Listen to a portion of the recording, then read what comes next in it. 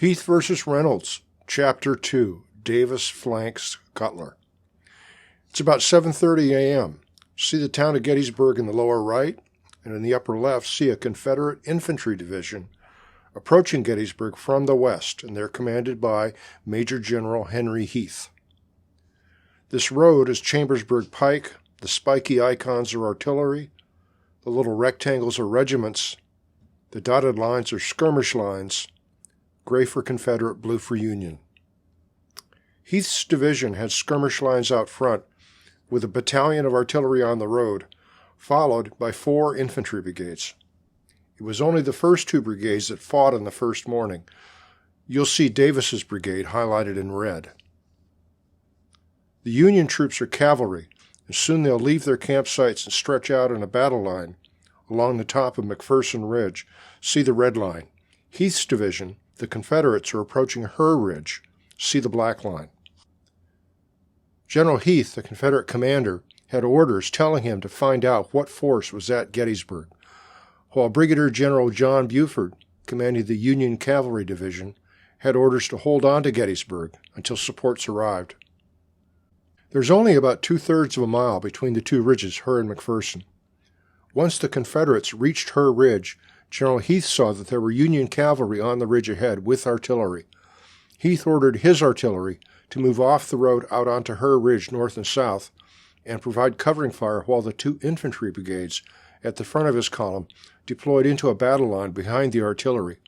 Archer will go south, Davis will go north. According to David Martin in his book, Gettysburg, July 1, this took at least 30 minutes. The woods along Willoughby Run in their front were known to be full of Union troops, and General Heth was happy to give his tired skirmishers some time to rest. By the time Archer's and Davis's brigades were ready to attack, it was getting on to 9:30 a.m. Heth ordered his 2 infantry brigades forward, and we'll follow the one on the north, highlighted in red. That's Davis's brigade. The regiment on his left is his biggest, the 55th North Carolina. The center regiment is the 2nd Mississippi, and they were his one veteran regiment, and the regiment on the right is the 42nd Mississippi. Just about the time Davis started his attack, the reinforcements that Buford was waiting for were probably passing the peach orchard on Emmitsburg Road. This is a division commanded by Brigadier General Wadsworth, containing 2 infantry brigades and an artillery battery. In this chapter, we'll be following the artillery battery and the brigade at the front of the column, commanded by Brigadier General Lysander Cutler, and they're highlighted in black. The overall Union commander in the area was Major General John Reynolds. He knew that Buford's cavalry was in trouble. He wanted to hold on to McPherson Ridge. He needed to get help fast. Buford's going to be overpowered. Reynolds had seen Heth preparing to attack. He was running out of time.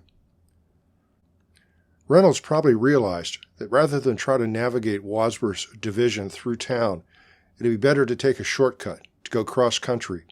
So he ordered Wadsworth's division to leave the road near the Condori farm and head north across Seminary Ridge to get to Buford. This is probably the route that Cutler's brigade followed.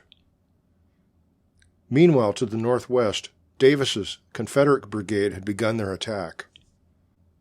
Here you see Davis's 3 regiments had passed through the artillery line and started down the east side of Her Ridge, still slowed by skirmishers and also now shelled by Buford's artillery.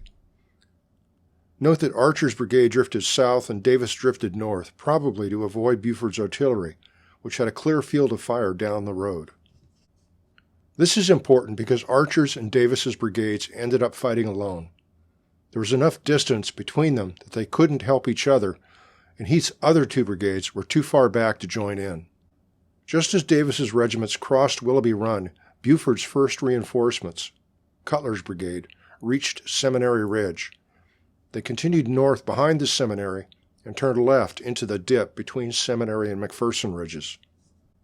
General Reynolds wanted McPherson Ridge, where it crossed Chambersburg Pike, to be the center of the Union line. He needed to get control of that position. His plan was, first, for Captain Hall's artillery battery to get into position, to provide covering fire, by disrupting and distracting the Confederate artillery, which was only 2/3 of a mile to the west on her ridge. Hall's artillery would protect the infantry while they deployed. Once the infantry was in their positions, they would provide security for Hall's guns. Reynolds and the other commanders agreed that Cutler's brigade would split into 2 demi-brigades. General Cutler would take the 3 regiments at the front of the column and go into line on the right side of Hall's artillery. Colonel Edward Fowler would take command of the 2 regiments at the tail of Cutler's column and cover the left side of Hall's battery. So we're going to follow Cutler's demi-brigade, and Fowler's demi-brigade will reappear in Chapter 4. See here what actually happened. See that Cutler's regiments, to the right of the artillery, were separated, 2 to the north, then a gap, and the 3rd Regiment was left alone.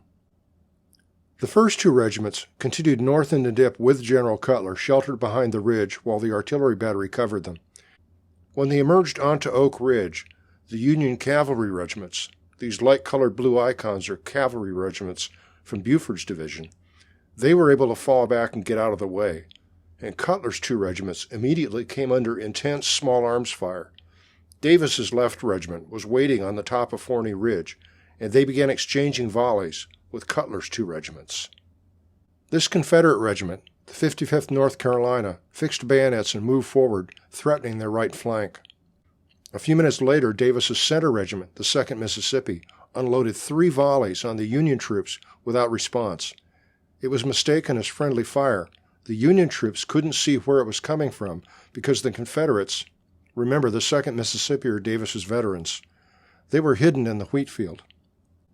But Cutler was supposed to have 3 regiments here. The first 2 went north of the pike as ordered. Where is the 3rd regiment? That regiment was the 147th New York.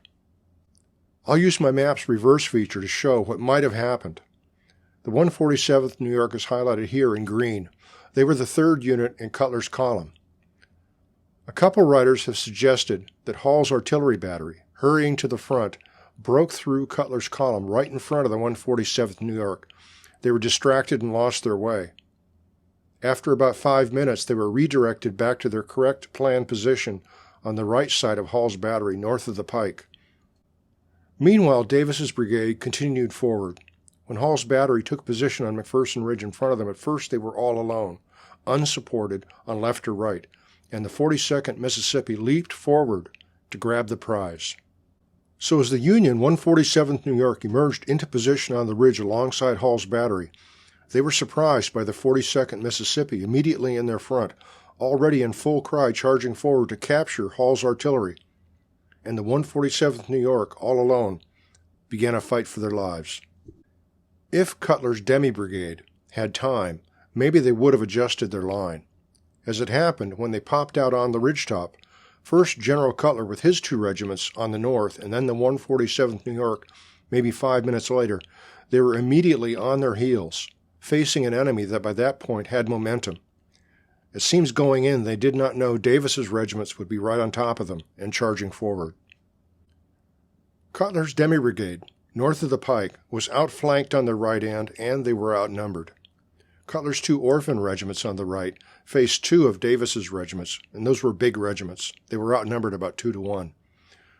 Then the 147th New York on the left, they faced 1 of Davis's regiments, and they were also outnumbered 2 to 1.